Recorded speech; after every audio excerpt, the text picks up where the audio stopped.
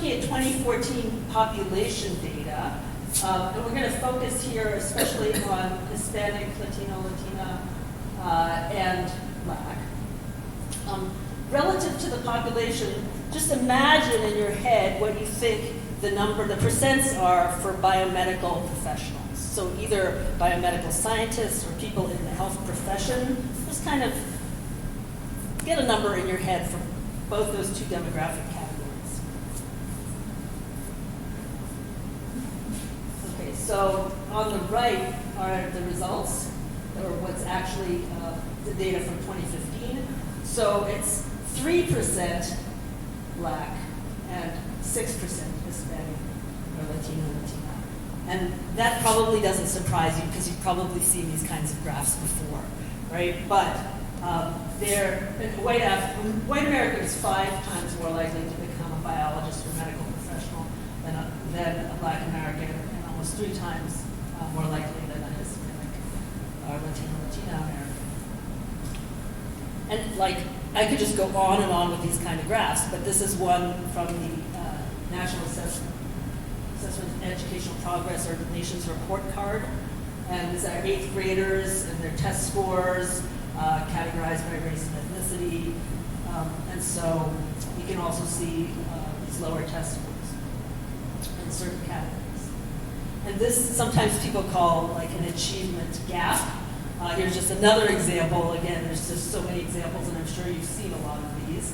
And here we can just maybe look at doctoral degrees in science and engineering. This is from the NSF, compared to U.S. population. And you can see white here, Asian here, and then relative to that population, those are higher. And then it's opposite for Black and Hispanic. And same for a lot of other kinds of graphs that I could show you with these categories.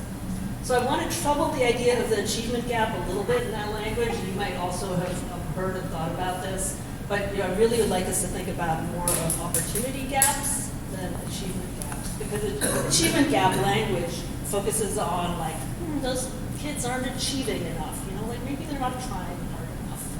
And opportunity gaps focuses more on systems. This also, of course, is true for women in science and engineering, and especially for certain categories, engineers, computer and math scientists. Interesting because actually the early days of computer science, there were a lot more computer scientists who were women and relative to now. So what I'm saying here, even though I'm focusing a lot on some of the race demographic categories, a lot of it also applies to women and other folks who have been underrepresented in science for a long time.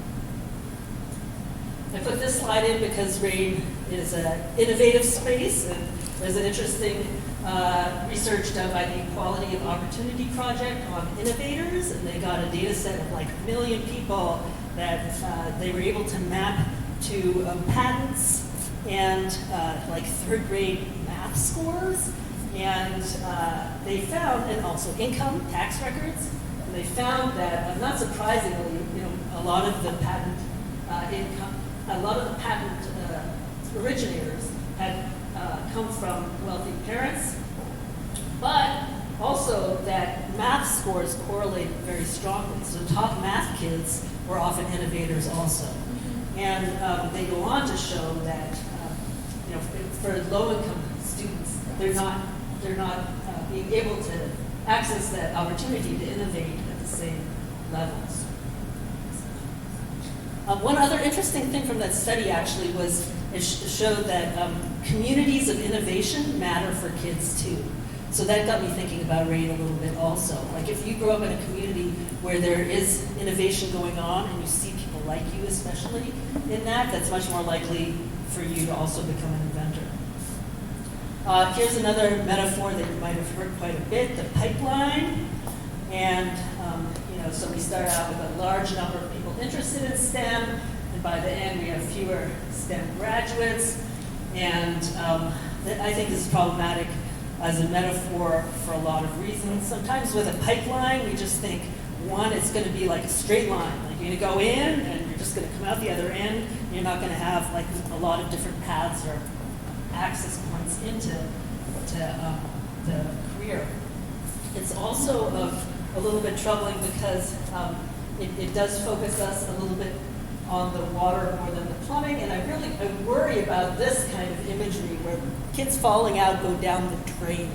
You know, like what is that supposed to be? Like, that's very problematic. But, you know, I have to admit, when I started doing projects like the Expo, I was like, we just got to find more people, got to let them know that this great opportunity for mentorship is available, and then everything will be good. And I just became much more aware of how complex the problem is and how you can't just kind of expect to announce that this opportunity is available and that people will just kind of come into the pipe, right? So I think another way of thinking about this metaphor is that not only is there a leaky pipeline in STEM, but the plumbing is broken. Right? So we kind of focus on what's going on with the plumbing. Okay, so let me think, like, why does this matter? And Supreme Court also wondered that. So this is a transcript with Justice Roberts in the Fisher versus University of Texas affirmative action case. And Justice Roberts says, what unique perspective does a minority student bring to physics class? You're counting those among the classes in which there are no minority students, and I'm just wondering, what are the benefits of diversity in that situation? And Scalia goes on to say, reading from a brief, he pointed out that most of the black scientists in this country don't come from schools like the University of Texas. They come from schools where they do not feel that they're being pushed in classes that are too fast for them. So this is a conversation being held at the Supreme Court level. I don't know if you remember this, but over 2,400 physicists responded to this and said, you know, it's important to call attention to questions that weren't asked by the justices. What unique perspectives do white students bring to a physics class? What are the benefits of homogeneity? And instead, we embrace the assumption that minority physics students are brilliant and ask, why does physics education routinely fail brilliant minority students? Right? So another way to look at it. So one thing that drives me is I just feel like we're missing brilliant students. And this is a travesty. Right? So that's something I wanted to touch on. Another thing I wanted to touch on is some of the research that shows diverse teams are smarter. This is true in business as it is in research. So, and this is a study by Harvard Business Review, and they found that diverse teams focus more on facts and process those facts more carefully, and they're more innovative. So there's a bunch of research around how this happens in science as well. So there are benefits to having diverse teams. And I think also it's a morally right thing to do. Like I think it's that to make sure that STEM opportunities are available to all, but also to make STEM a place that people can bring their full identities to and feel welcomed in is extremely important. And so this is a student and his family from Rainier Scholars Program that I'm going to talk about in a few minutes. Okay, so I don't think you can understand, at least I didn't really understand this landscape well until I learned a little bit about the history. So very brief detour into scientific racism, which is kind of this pseudo-scientific belief that you could use some kind of scientific evidence to prop up racist ideas or ideas of certain groups being inferior or superior. So Carl Linnaeus is basically the founder of something called taxonomy, which some of you might be familiar with in terms of categorizing living things. So the way that we organize thinking about living things, the name Homo sapiens, the genus and species thing, that whole system of categorizing came from him. And so he included people in that as different races with 4 colors, and you could probably guess the colors. And he also thought that the races were separately created and had certain characteristics. I'll just read a couple to you here. Okay, So the Europeaness, white, sanguine, brownie, with abundant long hair, blue eyes, gentle, acute, inventive, covered with close vestments and governed by laws. The Asiaticus, yellow, melancholy, stiff, black hair, dark eyes, severe, hot, greedy, covered with loose clothing and ruled by opinions. The Africanus, black, phlegmatic, relaxed, females without shame, crafty, sly, lazy, cunning, governed by caprice. So this is already kind of getting baked into this definition of scientific reasons. Then this guy, Blumenbach, goes one step further and creates a hierarchy. So notice that these people are scientists, right? Like they're developing this. So right from the beginning, this is intertwined. So he popularized the term Caucasian. He, of course, put Caucasians at the top of his hierarchy, and based on his perception of them kind of being the most beautiful. And because of the most beautiful, that's probably where humans started, is in the Caucasus region, which is a region kind of Eastern Europe and Armenia and Georgia. He interestingly also was an abolitionist. These race categories persist not only in scientific research and are kind of reinforced through research, but they also influence our laws and institutions. And this is just an interesting thing from the Seattle Civil Rights and Labor History Project about neighborhood covenants and like the covenants in certain neighborhoods about who can and can't live in this neighborhood all over Seattle. And the terms are exactly the Blumenbach terms: Malay, Ethiopian, right? So these ideas percolate into culture and have incredible impacts for, to this day. Okay, then it gets even worse when those ideas get leveraged against the idea of and used to oppress people, used in a way to kind of justify enslavement or genocide. So this guy, Samuel Morton, studied brain volumes, and he is now thought of as a really prime example of scientific bias, racist bias in research. But his idea was brain volume indicated intellectual capacity. And when he died, the Charleston Medical Journal said, "We of the South should consider him as our benefactor for aiding most materially in giving to the Negro his true position as an inferior race." And again, this is a well-respected scientist of his day. Just one more, because this is, again, there's a lot of this. Again, Cartwright, who's a psychologist and surgeon, and said, according to science, Negro is a slave by nature and can never be happy in any other condition, and most awfully kind of coined these scientific quote-unquote terms for a supposed mental disease that makes enslaved people want to run away, and the cure for that was whipping it out of them. And this other one about the origin of the idea that African Americans are less sensitive to pain. And you might say, okay, that's a long time ago. What does that have to do with now?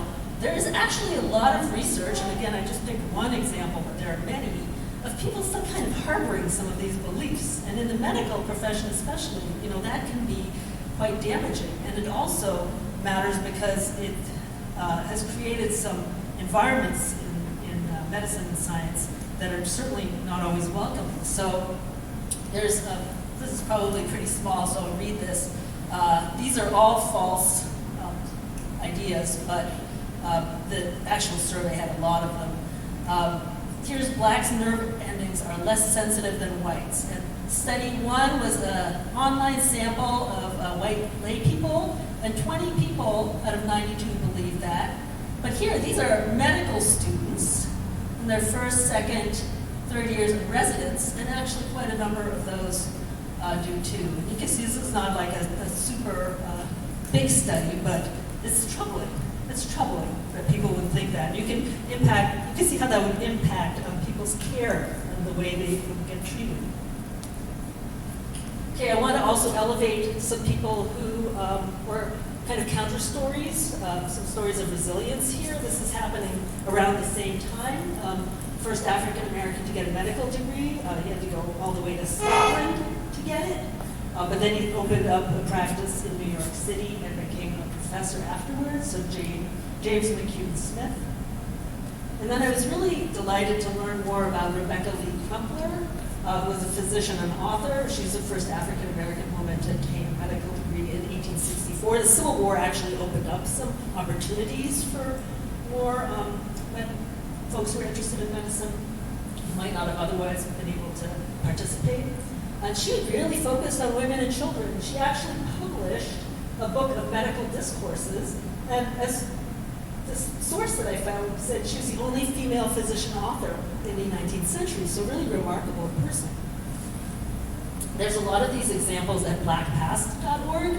I would encourage you to check out that site. Has a lot of stories, and there's so many stories of women and underrepresented folks, that we don't learn about or hear about, and so I think it's great to get to know some of those stories a little better. This slide could be also another whole talk in and of itself, and I'm sure that you have heard about a lot of these different ways that scientific racism is kind of filtered through our society.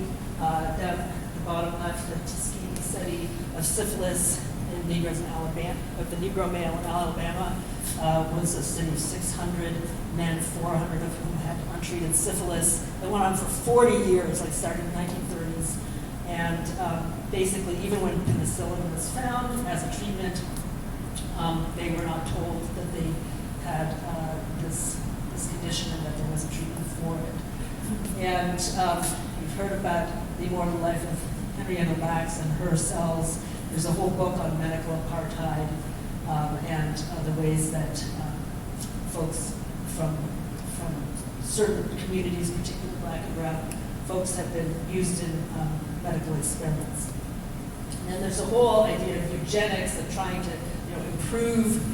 improve the human race by scientific quote-unquote means. That's also part of the history of science. And so, that's a lot. That's a lot of stuff back there. So you can see that I think you have to take that into consideration when we ask ourselves, like, why is sometimes it hard for folks to feel welcome in science? Okay, but let's turn to some ideas for working towards solutions. And some folks might still say, well, I don't know, maybe just folks, in those demographics are just not trying as hard or something. So I worked with an organization called Rainier Scholars in Seattle, and they work with low-income students of color who are first in their family to go to college. And this is a website. And the idea there is start with kids in 5th grade, give them like 1,000 extra hours of academic enrichment, then put them in a college-going culture, then give them everything that you can think of that like maybe a middle-class family would, or upper middle-class family would give their kids to try to, give them a good start in career and, see what happens. And so these are some parts of the model. Like I said, it starts in 5th grade, so it starts early, and I think that's important. It supports all the way through college graduation, but actually beyond. So some of the Rainier Scholars are graduating from medical school, and they're still getting, a lot of support. To aim high, focus on academic and leadership skills, and prepare them to be at the table where important decisions get made. And really make relationships with scholars and families. And, so what would happen is, like the younger kids, they'd watch the Rainier Scholar and go, hey, I see how you did that. Like, I think I can navigate that now. Now that I understand how to navigate the system. And sometimes the parents wouldn't even go just back to school or go to school after their student had been through Rainier Scholars. So this is a Rainier Scholars family. There was a study by the Gates Foundation that looked at a bunch of nonprofits, and Rainier Scholars was one. At grade 6, just shortly after intake, about a quarter of students in Rainier Scholars qualified for advanced learning, but after the first year, all of them pretty much do.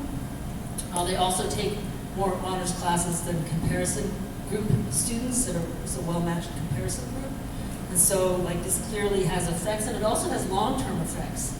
So 98% of the students gained acceptance in college prep programs, 99 have been admitted to four-year colleges and universities, and this is out of more than 700 students now. So it's been going on for a while. But you make a big commitment. When you take a kid in, you say, I'm going to stick with you, for 12 years through your educational journey. I really enjoy working here because it's like a lot of educational interventions are very, inch deep, a mile wide, and this is really deep, but with a few students. And these are some of the Rainier Scholars at Fred Hutch, actually, for a visit.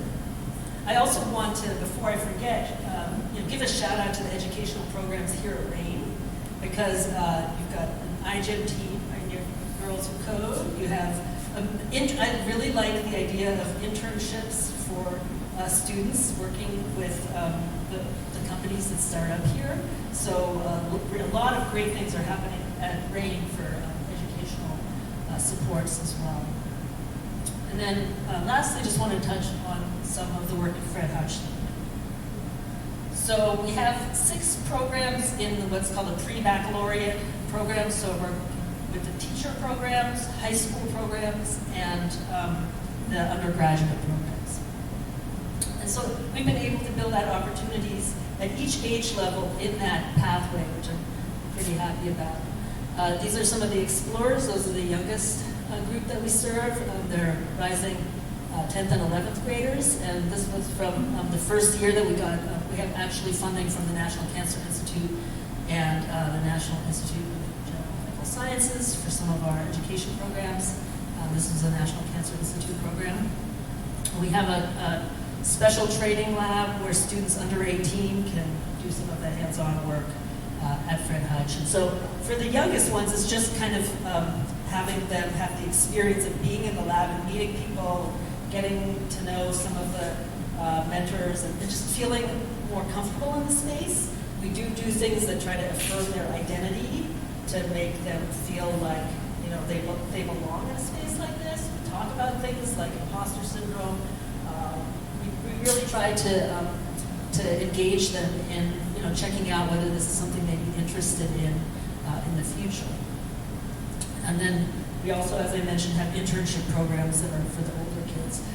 My particular passion is working with teachers, because if you influence one teacher, you influence many, many, many students. So in our education program for teachers, we influence 15,000 students in each year, most of them multiple times, directly through our teachers. The teachers, we have a kit loan program where teachers can borrow equipment and supplies to do molecular biology that they couldn't otherwise afford.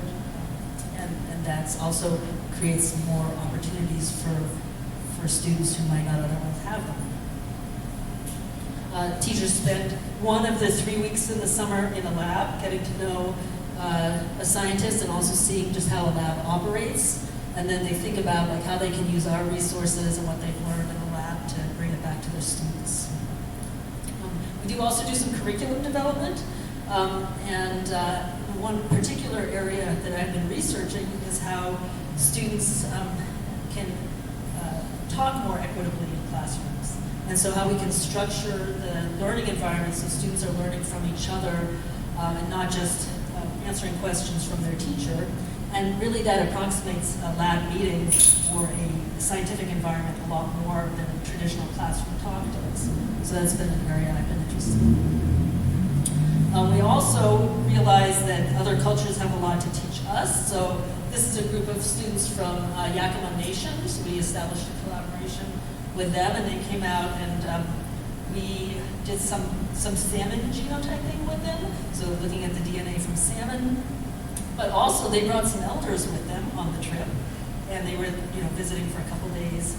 And the elders taught us about salmon. So we have a lot to learn from other cultures as well. I think we have to have humility and keep that open mind about that. I'm recommending this book, Braiding Sweetgrass, because this is from a plant scientist who's has an indigenous background, and there's a lot that we can learn from indigenous cultures, especially about ecology and our relationship with the planet. So that it's a two-way exchange. It's not just like science knows the answer here. I think science also has to be open to other groups. Briefly, institutional solutions. So what is happening in Fred Hutch? There's a study of PhDs so a PhD scientist has already gone through a ton of work to get to where they are. And at the end, though, I'll just point out this part, that underrepresented minority women PhDs were twice as likely to just say, I want a career outside research. So they've invested a lot. And why do that at this point? So a lot of it is not just a pipeline problem, but it's like a culture problem. And so there are articles like this one, Racism in the Research Lab, New York Times, where scientists talk very candidly about comments that they hear, like you're too smart to be Mexican, or congratulations, you probably got the award because you are Latino, or other microaggressions, kind of like that. So part of it is a culture problem. This is an article that actually came out today. And this author is interesting too. She just wrote a book recently called Superior. It's about race science. Anyway, so she said racism and prejudice are woven into the structures in which we all live and work and into us. And so for me, part of the journey has been also constantly trying to examine my own assumptions and my own biases and how those play into the work that I do. So at Fred Hutch specifically, we are trying to do some things around culture. We have employee resource groups. We have, in my own group, we're trying to do monthly discussions where people will bring articles for us to read and talk about. We have, as of a couple of years ago, a diversity inclusion office, which was new for us. Like some institutions are pretty slow to change or to kind of think about these issues in a more systematized way. But now we have both a faculty director and a director of diversity, equity, and inclusion. We also made a whole bunch of changes in hiring and promotion to try to increase the number of scientists we have of color. We're actually pretty good with women. Fred Hutch, several of the divisions, most of the divisions, scientific divisions, are headed by women. We about on our faculty are about half women. And so it's other parts we're not quite as diverse. So we have